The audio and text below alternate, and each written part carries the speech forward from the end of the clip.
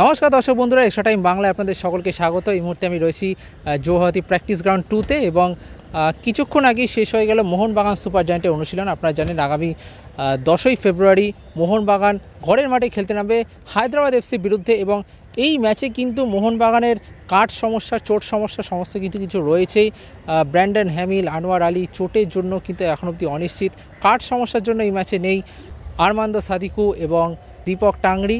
এই পরিস্থিতিতে দাঁড়িয়ে কিন্তু আন্তোনিও হাবাসকে বিকল্প ভাবতে হবে। সেই বিকল্পদের নিয়েই কিন্তু আজকে অনুশীলনে জোর দিয়েছেন হাবাস।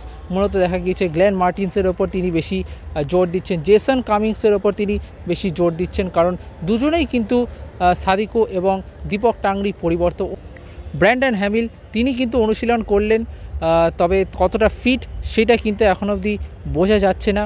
অন্যদিকে আমরা কিন্তু অনুশীলনে একেবারে হাবাস পুরো 2 ঘন্টা ধরে অনুশীলন করালেন এবং এই অনুশীলনে কিন্তু স্পষ্ট হয়ে যাচ্ছে যে দলটাকে একেবারে পুরো ফিটনেসের জায়গায় তিনি আনতে চান। ডার্বি ম্যাচে যে ভুলগুলো হয়েছে সেই ভুলগুলোকে শুধরে কিন্তু এবার একেবারে হায়দ্রাবাদ ম্যাচে পুরো ফোকাস দিয়ে তিনি কিন্তু মাঠে নামবেন, কারণ বেশ কিছু পয়েন্ট নষ্ট হয়েছে। লিগ টেবিলের অনেক কিছুটা নিচে নেমে এসেছে সবুজ বরণ ব্রিগেড। এই পরিস্থিতিতে দাঁড়িয়ে কিন্তু মোহনবাগানকে কিন্তু ঘুরে দাঁড়াতে হবে এবং সেই ঘুরে দাঁড়ানোর কাজটাই কিন্তু অনুশীলনে ঘেরা পর্দার মধ্যে দিয়ে করে যাচ্ছেন কিন্তু Antonio Lopez Habas. Extra time.